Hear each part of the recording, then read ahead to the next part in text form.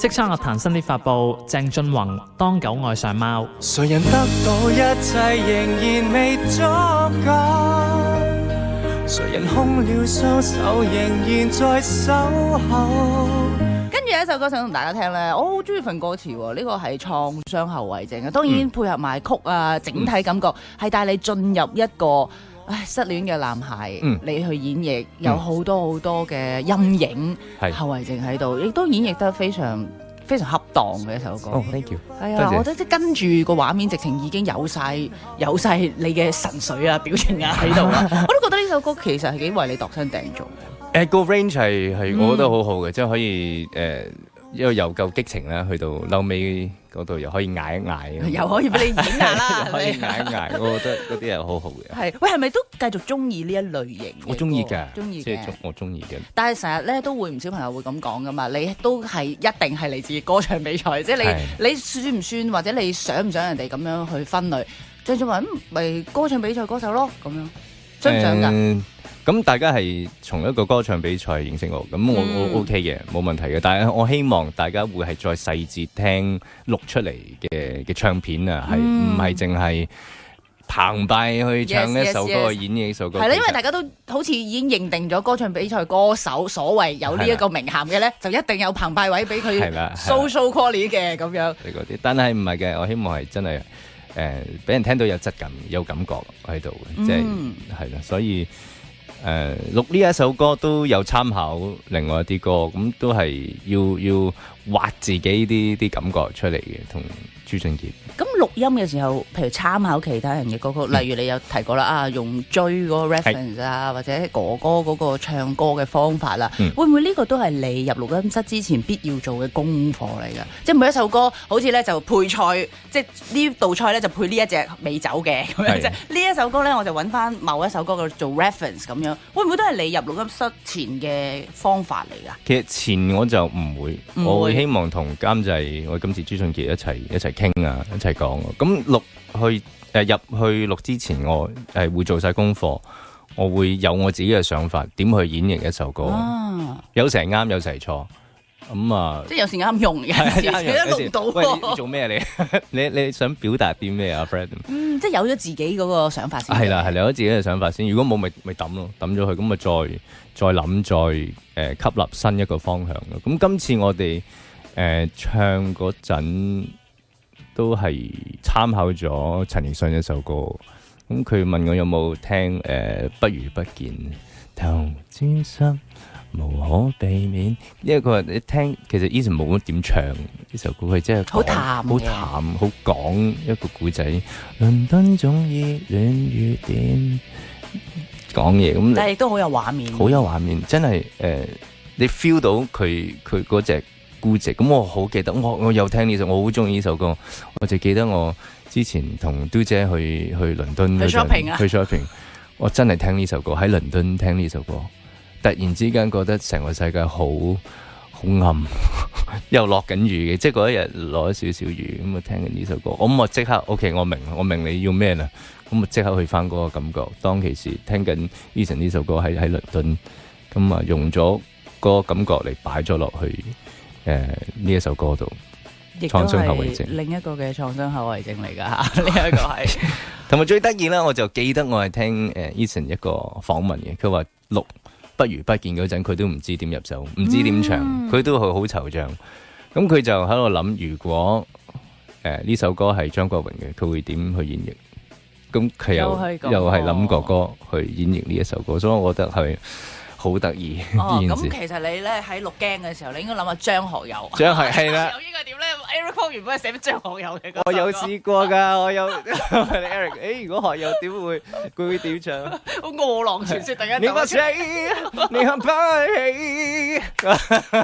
好啦，2016啊，鄭俊弘會有啲乜嘢計劃係已經敲定咗嘅咧？敲定咗嘅咧就係要開劇啦。3月份開劇。即係又有一排見唔到你㗎咯。3個月到啦，就要閉關嘅啦。咁都好期待，因為好耐都冇拍劇啦，差唔多2年都冇入劇組。咁今次又可以同羅嘉良合作，咁啊，飾演一個咩角色咧？我飾演一個呢個比較複雜嘅一個 character 嚟嘅。佢外表啊、外貌啊，就一個好成功，一個幾乎好完美一個人啦，又瀟灑，又好玩得，又 friendly 啦。讀大學又讀美國名校，讀 chemistry 又識嗰啲，又會打拳啊，又好健康啊，踩單車返工啊。但係就係一個 CEO 嚟嘅，但係就內邊咧就係隱藏咗一個好黑暗嘅背後咯，喺度咯。咁又亦正亦邪，咁亦都好需要內心戲嘅。係啦，即係佢有佢自己嘅原因去做某好多嘢咯嚇。咁今年仲會唔會舉行自己嘅音樂會咧？因為其實你連續2年都開咗自己嘅大型音樂會嘅喎。我諗如果開音樂會就冇乜時間去籌備一個大音樂會啦。但係如果可以做一個細細地嘅 mini concert，我 anytime。OK， 好啦，多謝晒你啊 Fred， 我哋下一次，但我諗都要你劇完咗之後啦，先再有新歌嘅時候再上嚟啦，好唔好 ？OK，多謝晒，拜拜。拜拜。流金歲月，用10年來學習放下，第10年還未及接受新生活嗎？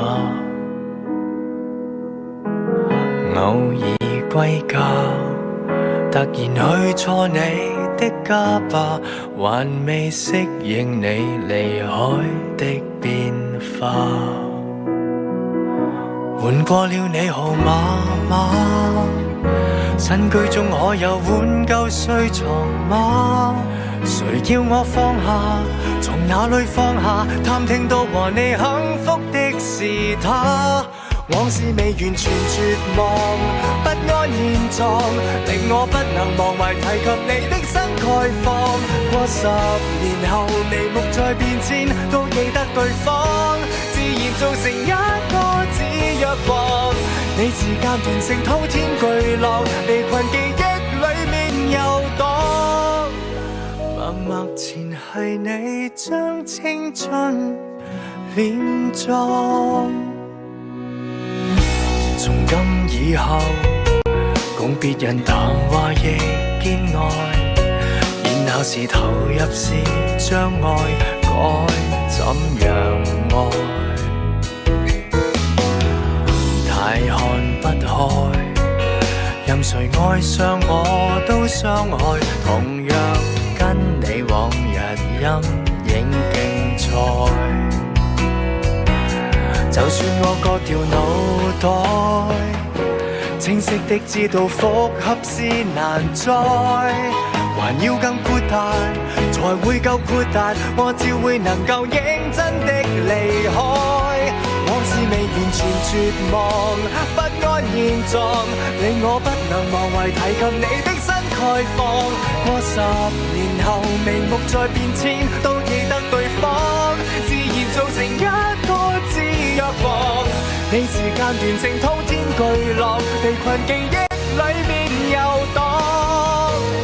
舊事前係我將青春殮葬。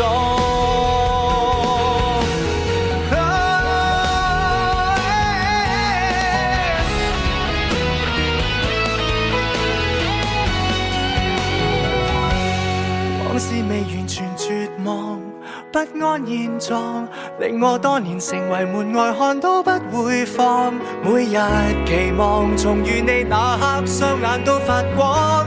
未來10年都也未答案。